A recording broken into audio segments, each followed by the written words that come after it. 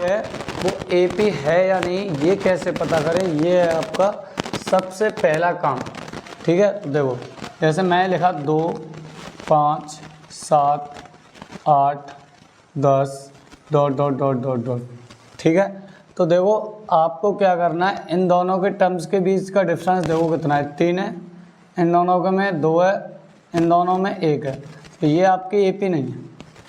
यानी सबसे इम्पोर्टेंट बात जो है एपी होने के लिए, उसके टर्म्स के बीच का जो डिफरेंस है उन दोनों टर्म्स यानी पदों में, अगर मैं हिंदी में बात करूं तो पदों के बीच जो अंतर है वो समान होना चाहिए। कैसे, देखो ध्यान से, ये तो आपकी एपी नहीं है। अगर मैं आपसे कहूँ देखो 2 5 8 11 14 डॉट डॉट, तो ये आपकी एपी होगी। कैसे, आप इन दोनों टर्म्स के बीच का डिफरेंस देखो, 3 है, 5 में से 2 जाएगा 3 बचेगा, 8 में से 5 जाएगा 3 बचेगा, 11 में से 8 जाएगा 3 बचेगा, 14 में से 11 जाएगा 3 बचेगा। तो टर्म्स के बीच का जो डिफरेंस है वो सेम है, और टर्म्स के बीच का डिफरेंस सेम है तो this is an AP. AP होने के लिए उनके टर्म्स के बीच का डिफरेंस एक समान होना चाहिए, बराबर होना चाहिए। देखो वीडियो को लास्ट तक देखना, बहुत इंपॉर्टेंट वीडियो होने वाली है। पूरे चैप्टर में जो जो टर्म्स आपको पढ़ने हैं, किस तरीके से फॉर्मूला अप्लाई करना है, कौन कौन से फॉर्मूले होते हैं, क्या क्या टर्म्स होते हैं, जो भी बेसिक जानकारी है या पूरे चैप्टर की ओवरऑल जो भी जानकारी है जिसके बेस्ड क्वेश्चन आपके एक्सरसाइज में हैं, वो सारी चीज़ आप इस वीडियो में देखोगे। तो सबसे पहला जो टॉपिक है, जो सबसे पहला जो पॉइंट है कि हम किसी भी एपी के बारे में कैसे पता करें, तो वो तो क्लियर हो गया। ठीक है, इतना तो तुम्हें क्लियर हो गया। अब देखो ज़रा, जैसे मान लो कोई सीरीज है 2 4 6 8 10, ये आपकी कोई एपी है। तो जो पहला टर्म होता है उसको बोलते हैं फर्स्ट टर्म। ठीक है, जिसको रिप्रेजेंट किया जाता है ए से।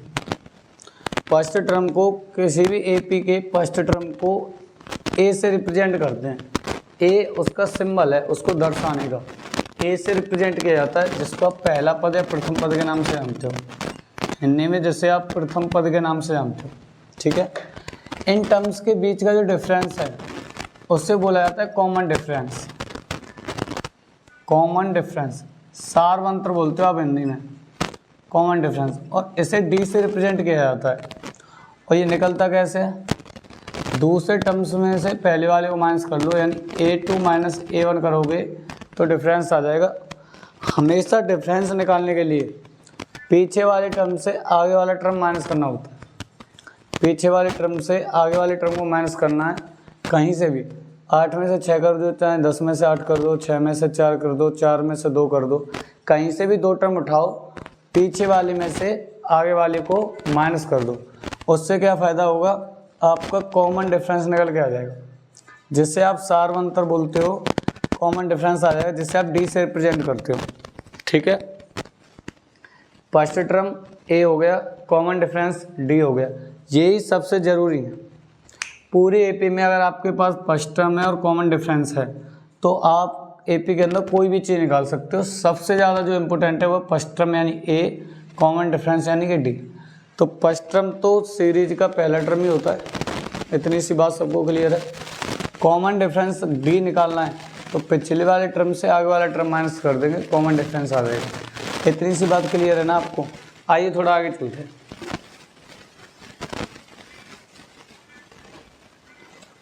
देखो थोड़ा सा कमाल दिखाता हूँ, ध्यान से देखना, फोकस करना। आप ये एक चीज़ देख रहे हो कि इसका फर्स्ट टर्म 2 है और कॉमन डिफरेंस भी 2 है। इस 2 में अगर मैं 2 ऐड करूँ तो कितना आएगा, 4। 4 में अगर 2 ऐड करूँ तो कितना आएगा, 6। 6 में अगर 2 ऐड करूँ तो कितना आएगा, 8। ये तो हो रहा है। इसका मतलब ये हुआ किसी टर्म में अगर मैं उस कॉमन ऐड कर दूँ तो उससे अगले वाले टर्म आ जाता है। यही तो मतलब हुआ। किसी एपी के, देखो जैसे मैंने 5 लिया, इसमें देखो कॉमन डिफरेंस कितने का है, 2 का है। तो 5 में अगर मैंने 2 ऐड किया तो कितना आ रहा है, 7 आ रहा है। तो यानी अगर किसी टर्म, उस टर्म में अगर आपने कॉमन डिफरेंस को ऐड किया तो अगला टर्म आ जाएगा। इतनी सी तो बात क्लियर हो पा रही है ना कि अगर मैं किसी टर्म में उसके कॉमन डिफरेंस को ऐड कर दूं तो फिर अगला टर्म निकल के आ जाता है, उस एपी का जस्ट बाद वाला टर्म आ जाएगा। इतनी सी बात क्लियर हो गई। थोड़ा सा आगे चलते हैं। देखो अब तुम्हें क्या करना है, जैसे मान लो तुम्हें दूसरा टर्म निकालना है तो इसके लिए फॉर्मूला होता है दूसरे के लिए ए प्लस डी। अगर तीसरा निकालना है तो ए प्लस 2d, चौथा निकालना है तो ए प्लस 3d। यानी जो टर्म तुम्हें चाहिए डी के साथ उससे एक कम लेना। कैसे? मान लो तुम्हें ए 50 लेना है, ए 50 का मतलब 50वां टर्म, तो आपको करना पड़ेगा ए प्लस 49d। देखो ए 50 निकाला तो यहाँ मैंने 49 लिया है। अगर मान लो 100 निकालना है तो आप क्या करोगे, ए प्लस 100 है ना, तो एक कम ले लो 99d। ठीक है, तो आपको कोई भी टर्म चाहिए, जो भी टर्म चाहिए, जैसे मान लो उसने कहा आपसे 61वां टर्म बताओ, तो आपको a प्लस 60d कर देना है। सीरीज के अंदर फर्स्ट टर्म तो होगा ही, जो ए पी के बने उसमें फर्स्ट टर्म तो होगा ही, और कॉमन डिफरेंस आप निकाल लोगे। जब a और d हो गया आपके पास तो आप कोई भी टर्म निकाल सकते हो। तो सबसे पहले जो पहली एक्सरसाइज है आपकी 5.1, उस पूरी एक्सरसाइज में आपसे इस तरीके के क्वेश्चन पूछे गए हैं कि कोई सीरीज दे दी, ठीक है, उसमें फर्स्ट टर्म और कॉमन डिफरेंस पूछ लिया, या फिर कोई सीरीज दे दी अगले 4 टर्म्स पूछ लिए। तो अगले 4 टर्म निकालना बहुत आसान है, कॉमन डिफरेंस ऐड करते जाएंगे। कैसे? जैसे मैंने आपसे कहा 3, 8, 13 और 18 ऐसे आ गया। उसने कहा इस एपी के अगले 4 टर्म लिखो। देखो कॉमन डिफरेंस कितने का है, कॉमन डिफरेंस यानी डी, 8 माइनस 3 कर लो, कितना आएगा 5। अब जैसे मान लो 18 से आगे निकालना है तो कॉमन डिफरेंस को ऐड कर दो, 18 और 5 23, 23 और 5 28, 28 और 5 33, 33 और 5 38।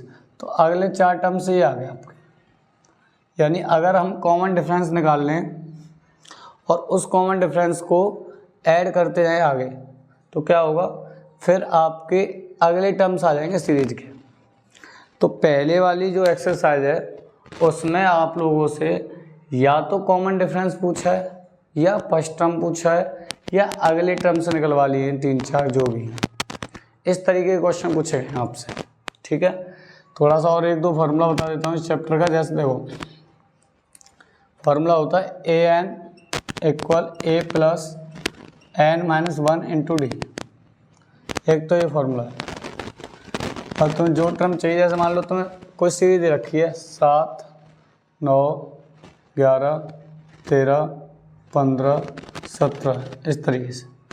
उसने कहा इसका 5वां टर्म निकालो, तो देखो 1, 2, 3, 4, 5वां टर्म 15 आएगा। फॉर्मूले की हेल्प से निकालो। एन कितना है, 5वां पूछा है, ए 5 पूछा है, तो ए कितना है इस सीरीज का, फर्स्ट टर्म 7 है, एन 5 है, फिर 5वां टर्म ही तो पूछा है। एन होता है नंबर ऑफ टर्म्स, कौन सा टर्म पूछा है, 5वां पूछा है तो एन की जगह 5 रखोगे। कॉमन डिफरेंस कितना है, 9 में 7 है 2। इसको सॉल्व कर लो जरा। 5 में से गया 4, 4 इंटू 2 हो जाएगा 8, 8 और 7 15। 5वां टर्म आ जाएगा 15। देखो वैसे ही दिख रहा है आपको, 15 ही तो था, वैसे भी तो दिख रहा है आपको। तो आप फॉर्मूले का यूज इस तरीके से कर सकते हो। एक आपका होता है सम ऑफ एन टर्म्स, यानी आपसे सम निकलवाएगा।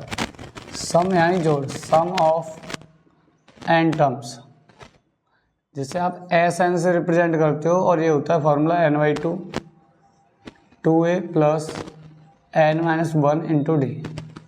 ये फॉर्मूला होता है आपका। तो n होता है नंबर ऑफ टर्म्स, यानी मान लो कितने टर्म का सम निकलवा रहा है, 10 का, 20 का, 30 का। ए फर्स्ट टर्म है, डी कॉमन डिफरेंस है। कोई भी सीरीज है, जैसे मान लो मैंने सीरीज ले ली 4, 10, 16, 22, ये मैंने ए पी ले ली। उसने कहा इसके 5 टर्म का सम निकालो। 5 टर्म का सम निकालना है S5। एन कितना हो गया, 5/2 2a, 2 इंटू ए कितना, ए है 4 प्लस एन कितना है 5, 5 टर्म का सम पूछा तो n 5 है और कॉमन डिफरेंस कितना है 10 में से 4 गया तो 6।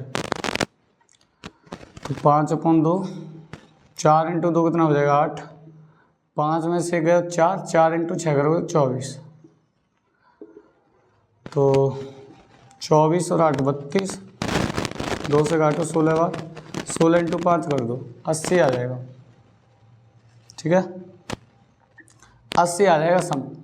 इस सीरीज के देखो ये वाली जो सीरीज है ना, इस सीरीज के 5 टर्म का सम करोगे तो 80 आ जाएगा। आप चाहो तो क्रॉस चेक कर सकते हो।